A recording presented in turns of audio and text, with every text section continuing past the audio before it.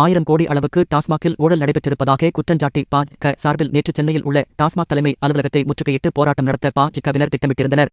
இதையடுத்து முன்னெச்சரிக்கை நடவடிக்கையாக தமிழக பாஜக தலைவர் அண்ணாமலை, அக்கட்சியின் மூத்த தலைவர்கள் தமிழிசை சவுந்தரராஜன், எச். ராஜா உள்பட பலர் கைது செய்யப்பட்டு தடுப்பு காவலில் வைக்கப்பட்டனர். பின்னர் பாஜக தலைவர்கள், தொண்டர்கள் மாலை 6 மணிக்கு மேல் விடுதலை செய்யப்பட்டனர். விடுதலை செய்யப்பட்ட பின்னர் பாஜக தலைவர் அண்ணாமலை செய்தியாளருக்கு பேட்டி அளித்தார். அதில் நடிகர் விஜயின் பாஜக பற்றிய விமர்சனம் பற்றி கேட்டதற்கு தவிக தான் திமுகவின் பி டீம் என அவர் தெரிவித்துள்ளார். மேலும் பள்ளிக் குழந்தைகள் மாதிரி அரசியல் செய்கிறது தவிக, சினிமா ஷூட்டிங்கில் பாட்டு பாடிக்கொண்டு நடிகைகளின் இடுப்பை கிள்ளி அரசியல் செய்கிறார் விஜய். நான் களத்தில் இறங்கி போராட்டம் நடத்துகிறேன், களத்தில் நின்று பேசுகிறேன்.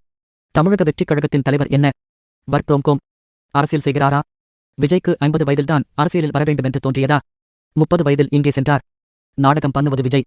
விஜய் தான் திமுகவின் பி டீம். ஷூட்டிங்கில் உட்கார்ந்து அறிக்கை அனுப்பும் விஜய்க்கு மக்களின் கட்டத்தை பற்றி என்ன தெரியும்?